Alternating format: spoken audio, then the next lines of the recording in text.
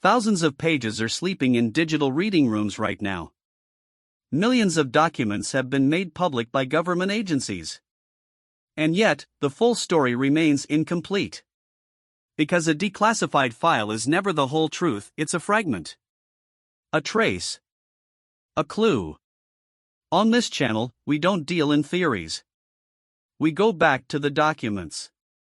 And what the documents reveal about 70 years of CIA secrecy changes everything you thought you knew. The Central Intelligence Agency was founded in 1947 under the National Security Act signed by President Truman. From its first day of existence, it operated under a classification system designed to protect national security secrets. That system has evolved over 7 decades into one of the most complex bureaucratic architectures in human history, with 5 classification levels, dozens of exemption categories, and millions of documents that may never see the light of day. The CIA's primary public archive is the CREST system, the CIA records search tool. As of 2024, it contains over 13 million declassified pages, accessible for free through the CIA's online reading room. These documents cover operations, internal memos, foreign intelligence assessments, and the occasional revelation that rewrites history.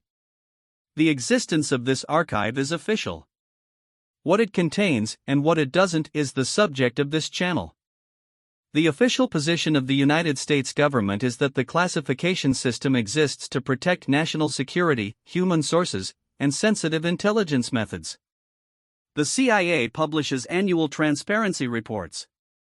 The Director of National Intelligence maintains a public website.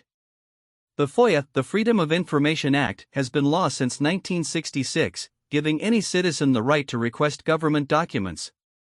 The government's argument is straightforward: secrets are necessary in a dangerous world. Not everything can be public.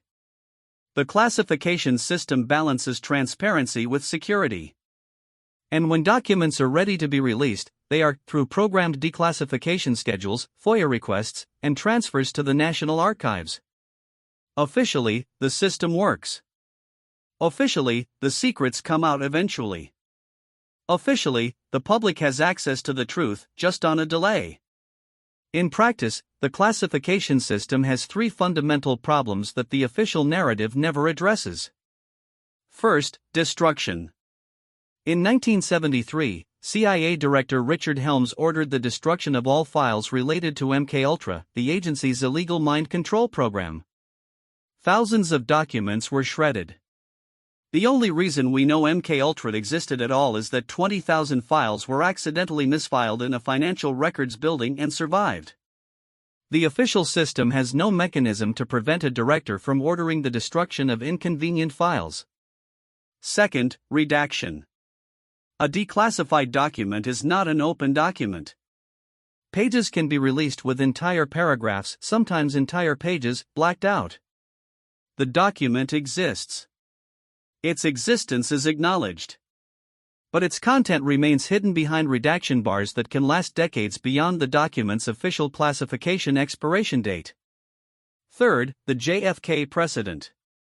The President John F. Kennedy Assassination Records Collection Act of 1992 mandated full public release of all relevant documents by 2017. In 2023, 6 years after that legal deadline, thousands of pages were still classified, withheld on national security grounds for an assassination that happened 60 years ago. When even a congressional law with a firm deadline can be ignored, the classification system's promises of eventual transparency ring hollow. The evidence for systematic overclassification is documented and public. The Information Security Oversight Office, the U.S. government's own watchdog, reported that in 2022, the federal government created 50 million new classified documents. 50 million. In a single year. The declassification system processes a fraction of that volume annually. The CIA's own historians have written internal assessments, some of which have been partially declassified via FOIA, noting that the agency regularly classifies information that poses no genuine national security risk. The motivations cited in these internal documents: institutional self-protection. Agencies classify embarrassing information, not just sensitive information. The 9/11 Commission found that excessive classification had directly hindered the intelligence sharing that might have prevented the attacks.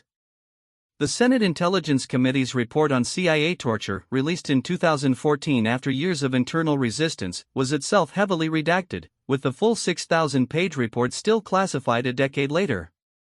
What emerges when you read across decades of declassified CIA documents is a pattern that the official narrative never acknowledges. The classification system is not primarily a national security tool. It is primarily an institutional control mechanism. Programs are classified not because revealing them would endanger the country, but because revealing them would embarrass the agency, expose illegal activity, or undermine public trust in institutions. MKUltra was classified for decades not because the Soviet Union didn't know about CIA mind control research, but because American citizens didn't know their tax dollars were funding experiments on unconsenting civilians. The 13 million pages in the CIA reading room are real. They are accessible. And they contain extraordinary revelations. But they also represent what the CIA has chosen to show. The history of what was destroyed, what remains classified, and what was never written down at all. That history exists in the gaps between the documents. In 2024, the declassification landscape is shifting in unexpected directions. The National Archives created Record Group 615, a new classification specifically for UAP-related documents. Congress passed legislation requiring the intelligence community to disclose UAP information to an independent review board. The CIA added new historical collections to CREST covering Cold War operations. But the fundamental dynamic has not changed. The agencies that create classified information are also the agencies that decide when and whether it becomes public.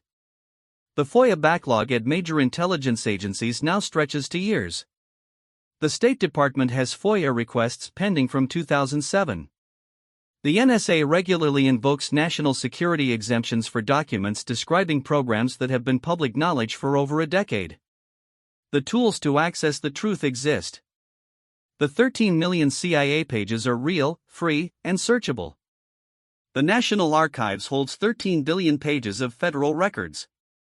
The question is not access. The question is what we do with what's already available. 70 years of CIA secrets. 13 million declassified pages.